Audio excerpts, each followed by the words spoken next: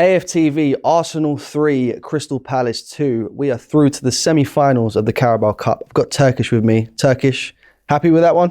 Yeah, it's about getting through, man. Yeah, I didn't expect to be going 1-0 down in the first 5. I didn't expect to be going down in that game, full stop. But it's just about getting through to that semi-final now. Yeah. We're not in a good place in terms of, our league form and our performance level in general. So this game might have been a welcome change from the norm. And, if we hadn't gone through tonight, I've always said the, Carabao Cup doesn't decide a fate one way or another. If you win it, it's very nice. It's, February, I think it's actually March this year, the final. Very nice, but it's not the majors that, we've been ever so patient for. But also going out shouldn't decide anything. But in the moment we're in, going out tonight at home against Crystal Palace in a favourable tie, it wouldn't have looked good at all. So big up the team for getting back and fighting back and deserving the win in the end. Absolutely. And obviously you look at that starting 11, Crystal Palace went very strong. Arsenal, on the other hand, we went slightly rotated. You saw the likes of Wanyeri starting. We saw sort of player that most of us maybe even forgot about in Kieran Tierney. What kind of message is that send? Obviously we're getting towards, the business end of this competition, and yes, it's lower down in terms of priority, but what sort of message do you think that lineup kind of showed from Mikel Arteta? What do you think? What message do you think that sent? In seasons gone past, people have accused the rotation in competitions as maybe a view that we're not taking it seriously. But this competition in particular is the competition you rotate in, is the competition for the fringe players and the youth players, in my opinion.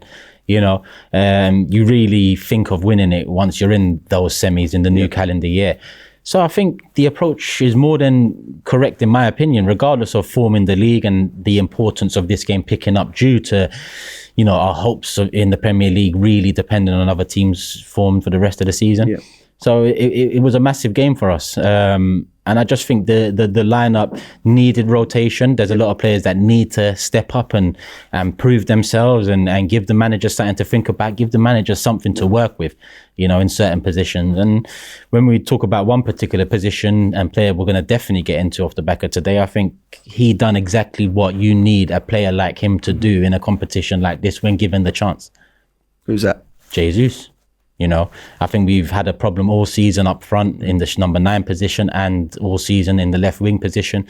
We'll play Havertz, we'll play Jesus, we'll play Havertz, we'll play Jesus. It never really works consistently or works so far consistently well. Teams have found it easy to defend against, and Saka and Odegaard have been, the ones that have received the brunt of, the double ups, triple ups and quadruple ups at times. Same on the left wing. Martinelli starts, Trossard starts, Martinelli starts. Should we start Sterling? Sterling starts, Martinelli. And there's never an answer.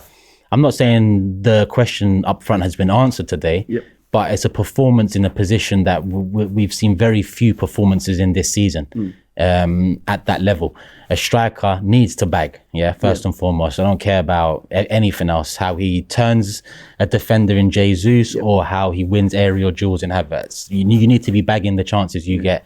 And Jesus today, all 3 goals, any number 9 would be proud of that. Any number 9, all 3 goals were beautiful in their own ways, very different, and he finished them all with aplomb. Absolutely. And obviously, it's not just the hat-trick that he scored. It's a beautiful hat-trick, like you said as well. All 3 goals taken very well.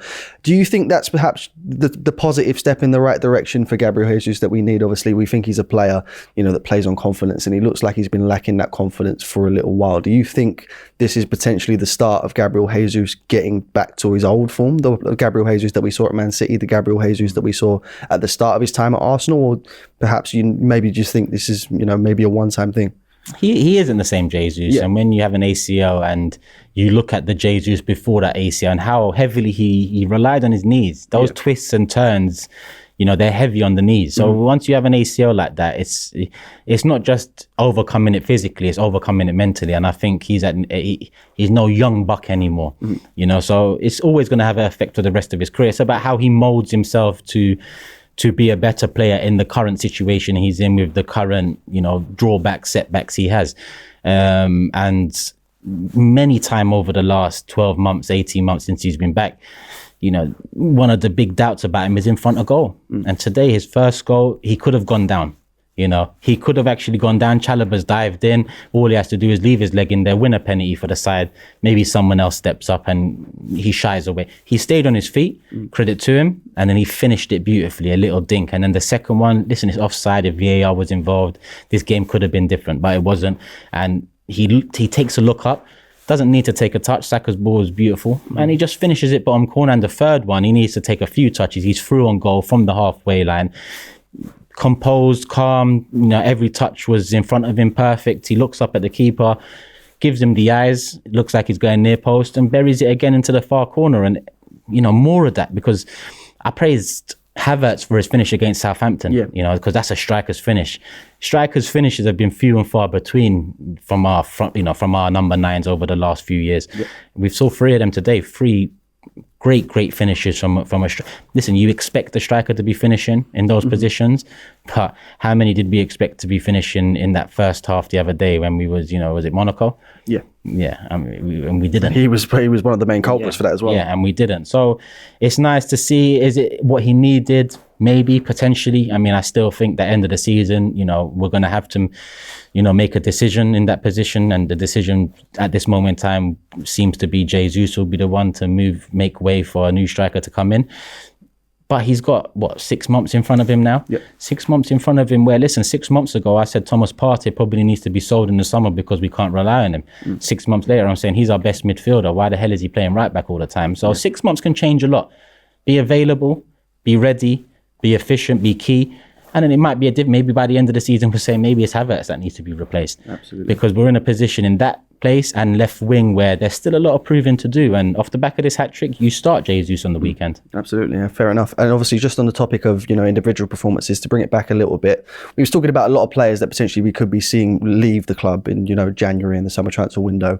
One player that I want to point out in particular after the praise for Gabriel Jesus is perhaps Jakub Kiwior, who was, let's not sugarcoat it, perhaps at fault for the first goal, for Crystal Palace's goal. What did you make of his performance today?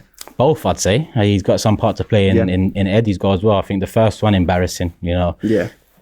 It's like he was stuck between getting into the physical battle and winning the actual ball. And in the end, he did neither. And Mateta, you know, you give him a yard, he's got just the strength on him. And he just had to hold him off, take a couple of touches, and he finished it well. The second one, I think he got under the ball for the Eddie header. I know Eddie was marked by Saliba, but all Eddie had to do was take a step away from Saliba, and, you know, Kiwior's got under the ball, and it was a great header. So I'm not looking at Kiwior too much there, but I am thinking, you know, far too often now we've seen moments like that from Kiwior, and he's only young into his Arsenal career. I mean, listen, we're not in a great place defensively in terms of Calafiori might be starting there if he was available. So defensively, the way we've been ravaged with injuries, is Kiwior our second choice left centre back? If he's third choice, I guess he's, you know, more than good enough for that role. He's better than, he's an upgrade on Holding. But now it comes a time of need again. You're a bit worried, a bit nervy. But we also see Gabriel come off the bench, you know, so Kiwior drops back to back up, and it is what it is. I just think defensively we're in a place where come end of the season, I don't expect to be signing any more centre-backs, that's for sure. Absolutely. And obviously, just so back onto this game, one thing that Mikel's criticised for a lot, especially last weekend, are just perhaps some of the changes he makes. One of the big changes that he made in this game was, of course, the decision to bring Ødegaard on at half-time, admittedly for Ethan Nwaneri, who I thought was a bit unfortunate to come off, but a change that really affected the game. I think Mikel got his changes right today. Yeah. I thought it was harsh on Ranieri to come off, but I guess the proof's in the pudding with Ødegaard's performance, 2 assists, and not only that, I mean, he was threading between the lines consistently over that half, more so than I might have seen him in the last 3 games combined. So you look at the sub and you look at the impact he had, and you say, well done to Mikel. Like I said, harsh on Ranieri. I think Ranieri could have stayed on that pitch and we still would have come back and win that game in the second half, because I just think Partey right back, Saliba coming back into centre back, Timber going, that all helped. Timber going back to right back helped a lot as well in that second half. So listen, credit to Mikel, the subs worked, but you can see that he's overthinking a lot at this moment in time. You know, maybe he doesn't have the necessary pieces that he thought he would have or should have in terms of building the midfield and attack. But right now, I mean, Lee Judges has said it quite often in the last few weeks. we're only getting a half of football out of them. And I think today is similar. The second half, first half, we did nothing. Palace were the better side.